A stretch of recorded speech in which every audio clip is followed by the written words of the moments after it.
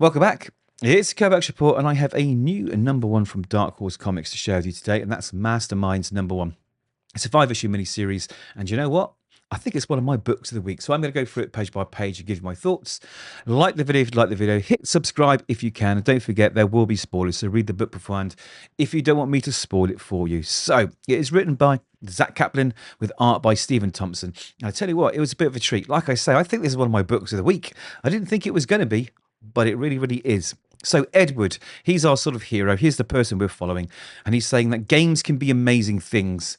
They allow you to go places you'd never go, do things you'd never do, and let you be a completely different person. And the best part is, none of it is real. Now, this is superimposed over something I think will become very, very real. And those guys at the top, I think they're the masterminds. So we don't know who they are yet. We don't know the story. This is just a little introduction. Now, we find out a bit about his history. When he was a kid, his mum just died quite suddenly, and his whole world fell into chaos and silence at the same time. And this really profoundly affected him.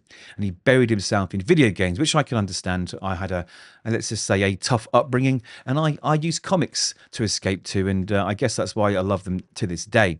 Now, he was living with his grandparents, but they pretty much checked out. He lived in a dead-end town, and he got into a lot of fights. But he could not stop the torment and the pain inside him, except when he played these games, he could open a locked dungeon door, solve the wizard's mystery, and everywhere else just seemed to be failing, right? It wasn't looking good. Now, he decided he was going to make this game.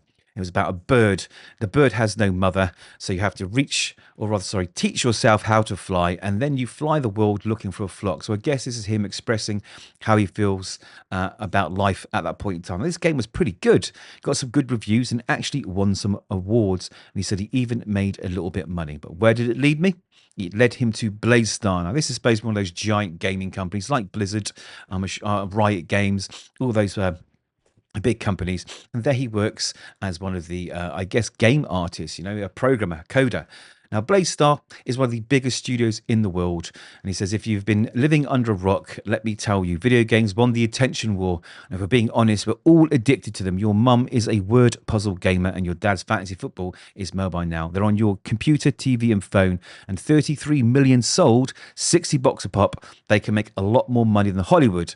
Toys, merch, songs, celebrity sponsors, movie times, and more. He says, that's the problem. He says, with all that focus elsewhere, nobody gives a damn about the actual game. He says he spends his time making dead trees, gnarly trees, and blasted trees. They're all just trees. So he's making elements in the game. You can see through the passage of time, it's become a bit monotonous. He talks about the toxic culture in some of these game places. He talks about these $1 million companies making a load of money with NFTs and microtransactions. And he just seems very, very miserable with himself. It's not what he really wants to do. This is not where he thought his life would lead him. He says, except there are game conventions, except they don't get to go to them. All the suits get to go to them and all the higher ups, but they are stuck there under this quite tyrannical manager who's making them build the game. And she's making him and everyone else on the team like double the hours, not leave the office, get the game done. So again, it's a bit of a commentary on some of the culture in gaming. If you know a little bit about it, you know that working conditions can be quite tough. So he says, when can I go? And she's like, are you joking? And they're all sort of, absolutely dejected. You can tell they're all not happy. Anyway, he asks his friend Raj to cover for him because his friend Margot, who is at some VIP event, said she can get him to where the big boss is, right? Because he wants to pitch his game to the big boss. That's what he really wants to be doing. He wants to be creating something that makes a difference, not just making trees that go in the background of a game. But no one will cover for him except Angie, who he meets here. He doesn't really know her, but she's there. She seems a bit pissed off too. He kind of bribes her with $100 and she takes the money. Now he gets to meet Margot, I guess, on this sort of luxury yacht. And she says, there he is. There's the guy. If you want to speak to him, you have to make your own way from now. And that's exactly what he does. He dresses up as a waiter. He takes his iPad up there with his game on the platter, and he goes to Mr. Hanata. But Mr. Hanata, although he has a reputation for being someone who cares about creators and games, he doesn't really want to spend any time looking at this chap's game. Edward is a bit dejected. I feel there's a bit of hero worship here gone wrong. They say never meet your heroes sometimes, but he says, listen, right, there become a time and place when you will be ready, and that's when your game gets looked at. But today isn't it? So he feels dejected. He starts sort of drinking. One of his friends comes over and he pours out and he gets very angry. He's even moving his friends away from him. So he's really quite at the bottom of the pit right now. Now, Margot comes back and says, hey, I got invited to a VIP thing and no plus ones. So you get to entertain me until this drink is up and then you are on your own. So what they do is they go to this at the edge of this building now. And they see this pattern of red windows that have been lit up. And he says, what's this? It's Masterminds, it's called. He says it's a mastermind circle. For IQ geniuses, there's Mensa. For business, it's Skull and Bones. But none compared to Masterminds. The smartest power plays in the world help each other get ahead by any means possible. He says, it's a secret club. She explains, for the world's best game masters. After all, what's life if not a game? I heard about it last year from Druckmann in Tokyo, but apparently it's been around for centuries. Kings, businesses, titans, artists, and celebrities. So this has been going on a very long time. A very, very long time. So there are clues in these windows. And if you can break the code, you can get in. You know, you become maybe, well, you don't get in, you have to pass initiation tests. But this is the sort of the window he looks through and he sees all the clues there. And this is extremely hard to solve, but he gets it almost instantly.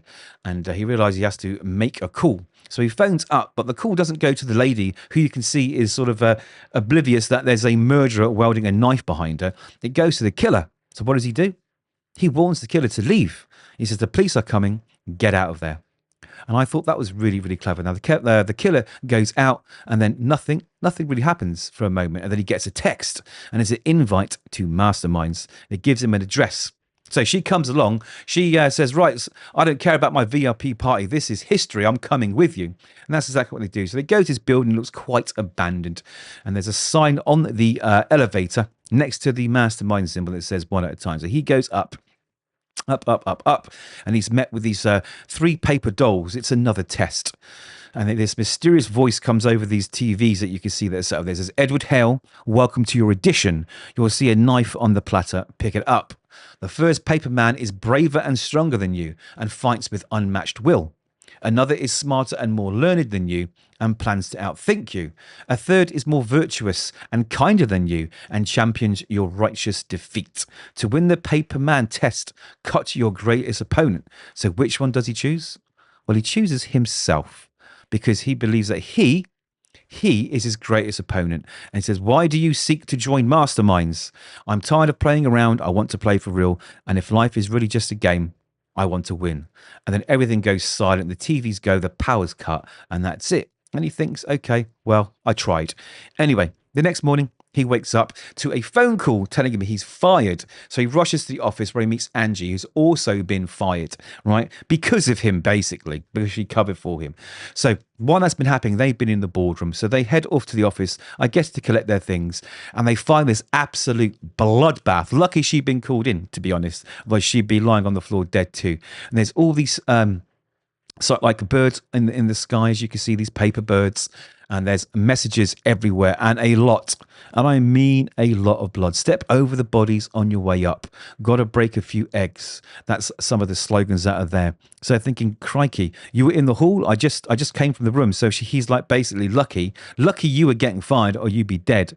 So she decides she's going to call the police, but he's like, wait. I think I know what this is. So he connects it to these masterminds. He says, these are messages everywhere. Our computers out on that window, a washing cart, and the feathers and birds, those are from my game Flown. So they've taken elements from his game and they've incorporated it into this room. He says, someone wanted me to find it. So she's starting to freak out a bit because everyone's dead. And then this beeper goes off. And then the next test happens. The lights dim and go green. It says, do not move. The floor is now laser activated. And she's like, what the hell? I mean, I'd be freaking out. He says, your team is dead, but the work lives on. The work is all that matters. You must rescue the computers in time. But if you try to leave or trigger a laser, you will also become a fallen bird. Basically, fallen bird. You'll basically die. Solve the riddle and earn your wings. Now she wants to go because, like I say, she's freaking out. But they are locked in. And then the message says, "That's right, Edward. It's a game. Welcome to your initiation. It's a step over the bodies on your way up.